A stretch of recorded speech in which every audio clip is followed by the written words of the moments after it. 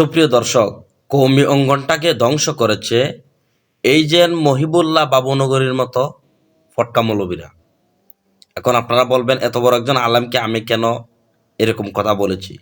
অবশ্যই এর রহস্য আছে।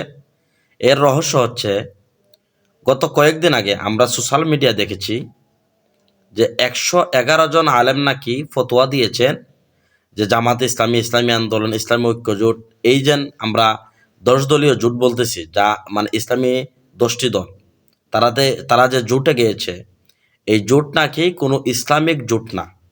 গেল এক। 2 নাম্বার, মহিবুল্লাহ বাবুনগরী ইদানিং জামাতে ইসলামী এবং ছাত্র শিবিরকে নিয়ে যে কুরুচিপূর্ণ বক্তব্য দিচ্ছেন, এমন কটু মন্তব্য করছেন, যা কখনো উনি যে এত বড় একজন আলেম উনার সাথে যায় না। এবং উনি হেফাজতের বর্তমান মনে হয় সম্ভবত আমিরের দায়িত্বে আছেন। তো উনি যে আমিরের দায়িত্বে থাকা অবস্থায় এই সমস্ত বক্তব্য দিচ্ছেন, আসলে ওনার সাথে মুঠেও যায় না। তো ওনার একটা গোপন তত্ত্ব, যা সবাই জানে না এবং অনেকে প্রকাশ্যে জানেন, অনেকে জানেন না। সেটি আমি আপনাদেরকে আজকে দেখাবো। উনি যেন কতটুক আওয়ামী লীগের কুকুর ছিলেন, কত বড় একজন আওয়ামী লীগের কুকুর ছিলেন এবং আওয়ামী লীগের 5টা গোলাম ছিলেন, এটার তথ্য আমি আপনাদেরকে দেব। এই যে স্ক্রিনের মধ্যে আপনারা দেখুন, উনি ওনার বক্তব্যে আওয়ামী লীগ থাকা অবস্থায় বলেছিলেন যে আওয়ামী লীগ এদেশের মধ্যে 200 বছর বাঁচুক, মানে আগামী 200 বছর আওয়ামী লীগ ক্ষমতায় থাকুক, তাতে ওনার সমস্যা নেই।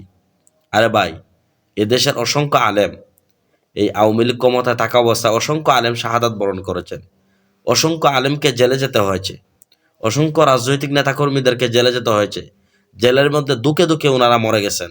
অথচ এই সমস্ত মহিবুল্লাহ বাবুনগরীর মতো ব্যক্তিরা তারা সরকার থেকে তারা ফায়দা পেয়েছে এবং সরকার থেকে তারা যে পরিমাণ মানে টাকা পয়সা পেত, সেই টাকা পয়সা দিয়ে ওনাদের ঘর সংসার চলতো, যার কারণে ওনাদের মুখ থেকে এরকম বক্তব্য বের হয়েছে।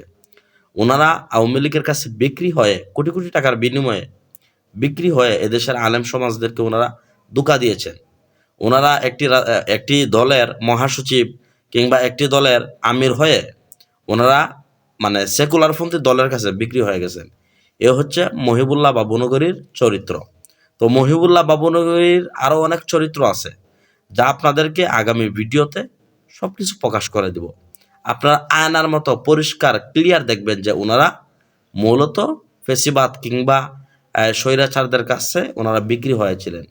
এই জন্য বর্তমান সময়েও জামাত কিংবা ছাত্র শিবিরের বিরুদ্ধে ওনারা যে বক্তব্য দিচ্ছেন, সেটাও আমি কনফার্ম যে ওনারা বা মহিবুল্লাহ বাবুনগরীর মতো ব্যক্তিরা ওনারা কোনো না কোনো রাজনৈতিক দলের কাছে বিক্রি হয়েছেন, যার কারণে এরকম মানে কটু মন্তব্য করেন।